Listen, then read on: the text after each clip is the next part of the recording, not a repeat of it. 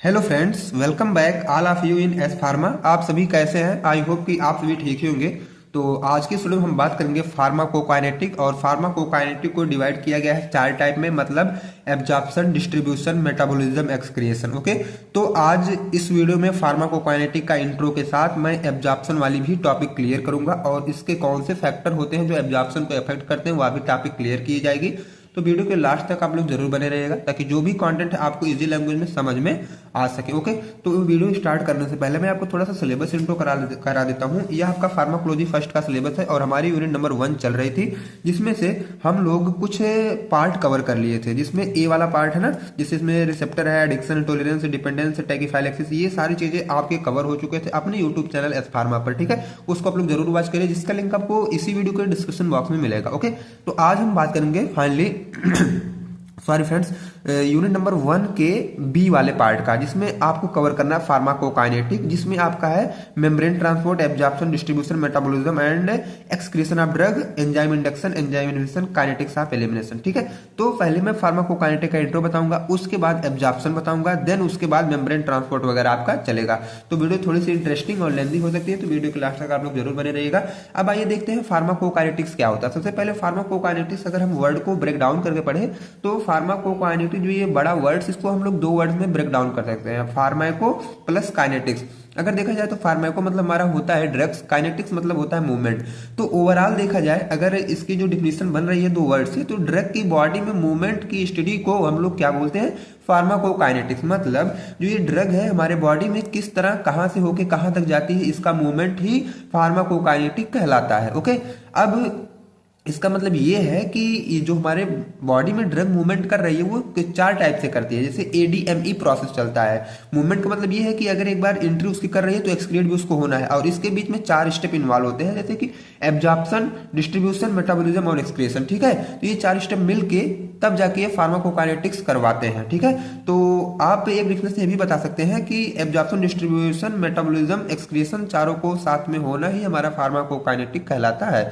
और तीसरी डिफिनेशन ये है कि what does body to the drug. अब ये जो हमारी जो बॉडी है वह ड्रग के लिए क्या करती है, एक डिफिनेशन ये भी इसका होता है। ड्रग के लिए क्या करने का मतलब ये है कि अब ड्रग को एब्जॉर्ब कराएगी, डिस्ट्रीब्यूट करवाएगी पूरे हमारे बॉडी पार्ट्स में, ऑर्गन में, उसके बाद उसका मेटाबॉलिज्म कराएगी, देन एक्सक्रीशन करवाएगी।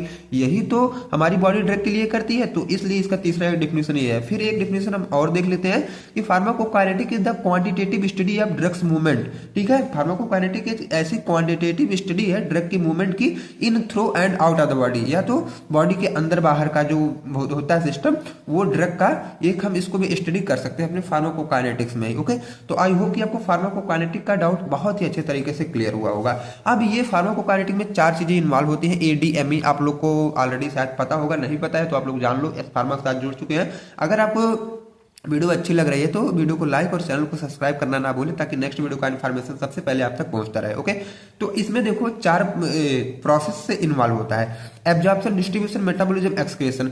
तो सबसे पहले हम बात कर लेते हैं थोड़ा सा डिटेल में एब्जॉर्प्शन का। अब आइए जानते हैं एब्जॉर्प्शन क्या होता है। एब्जॉर्प्शन जैसे कि अगर ऐसे नॉर्मल वर्ड में देखा जाए तो एब्जॉर्प्शन मतलब ये होता है कि कोई भी चीज एब्जॉर्ब होना, किसी भी सरफेस पर कोई भी चीज एब्जॉर्ब होना। एब्जॉर्ब मतलब अवशोषित होना। ठीक है, बट यहां देखो एब्जॉर्प्शन से क्या लेना देना है आपको। Absorption is the process by which drug moves from the site of administration into A blood stream.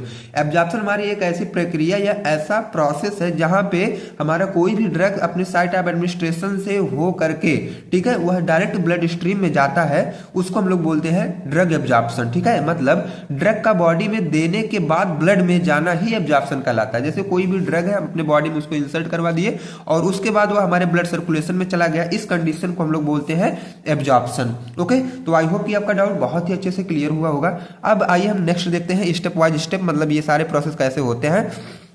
It is the first and important step of pharmacokinetic. अगर देखा जाए फार्माकोकाइनेटिक का फर्स्ट और इंपॉर्टेंट स्टेप ये होने वाला है। Okay, When we take any drug through oral route, जब हम कोई भी ड्रग लेते हैं अपने ओरल रूट से, इट गोज इनटू स्टमक, वो जाहिर सी बात है कि हमारे स्टमक में जाएगा, मतलब पेट में जाएगा, in which disintegrate and dissolution take place, और जब वो ड्रग पेट में जाता है तो वहीं पे उसका डिसइंटीग्रेट और डिसोल्यूशन होता है। Then drug reach into intestine, जब डिसइंटीग्रेट और डिसोल्यूशन होगा तो वो जो ड्रग है वह डायरेक्टली हमारे इंटेस्टाइन में फिर एंट्री कर देगी। अब इंटेस्टाइन के बाद देखो क्या होता है, नाउ आफ्टर डिसोल्यूशन, अब डिसोल्यूशन के बाद drug absorb into blood from intestine या स्टमक थ्रू मेम्ब्रेन, मेम्ब्रेन के हेल्प से जो हमारी ड्रग होती है वह हमारे ब्लड हमारे स्टमक या इंटेस्टाइन में डायरेक्टली जाकर वह एब्जॉर्ब होती है। ठीक है, ये इसका थ्योरेटिकल था। अब आइए फ्लो चार्ट में हम लोग जान लेते हैं। सबसे पहले ड्रग दी जाती है, ड्रग दिया गया, उसके बाद साइड एडमिनिस्ट्रेशन से होते हुए वो एब्जॉर्ब हुई, उसके बाद ब्लड सर्कुलेशन में जाके फिर साइट ऑफ एक्शन में जाती है, तब जाके वह इफेक्ट अपना शो करती है। ठीक है, अब इसी में आपका था मेम्ब्रेन ट्रांसपोर्ट। अब ये मेम्ब्रेन ट्रांसपोर्ट क्या होती है, इनको भी हम लोग जान लेते हैं। Membrane transport is the process by which a drug cross the cell membrane into enter the blood और सेल्स।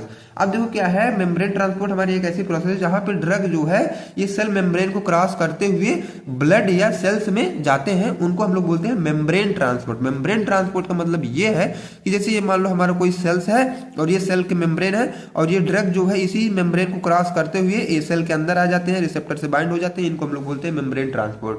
ये डिफरेंट डिफरेंट टाइप के होते हैं, जैसे passive transport, active transport, facilitated transport और इंडोसाइटोसिस। अब इन चारों का डिटेल में भी हम लोग जानेंगे, क्योंकि कभी कभी 2 मार्क्स से भी ये क्वेश्चन पूछे जाते हैं। ठीक है, तो इसलिए हम लोग थोड़ा सा लेंथी में अच्छे तरीके से कवर करेंगे। अब पैसिव ट्रांसपोर्ट क्या होता है इसकी बात हम लोग कर लेते हैं।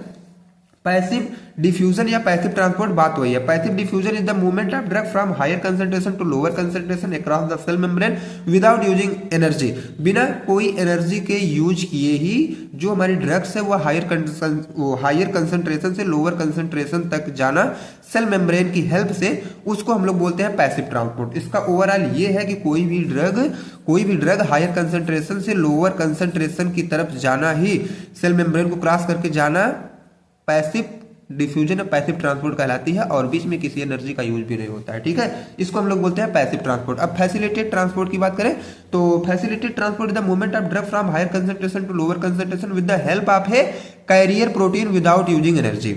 यहां पर भी सारी बातें सेम है, बट यहां पे कैरियर प्रोटीन की हेल्प लेना पड़ेगा ड्रग को, तब जाके वह हायर कंसंट्रेशन से लोअर कंसंट्रेशन की तरफ क्रॉस हो पाएगा। ओके, आइए फ्लो चार्ट के माध्यम से जानते हैं। तो हायर कंसंट्रेशन से कैरियर प्रोटीन की हेल्प से मेम्ब्रेन तक आएगा, मेम्ब्रेन के बाद जब ये ट्रांसपोर्ट होगा तब ये कहीं हाई से लो कंसंट्रेशन की तरफ ये चल पाएंगे। ओके, ये था हमारा फैसिलिटेटेड ट्रांसपोर्ट। आई होप कि आपको समझ में आ रहा होगा। कहीं भी अगर आपको डाउट होता है तो तुरंत आप लोग कमेंट सेक्शन में कमेंट करें, मैं तुरंत रिप्लाई देके आपका डाउट क्लियर कर दूंगा।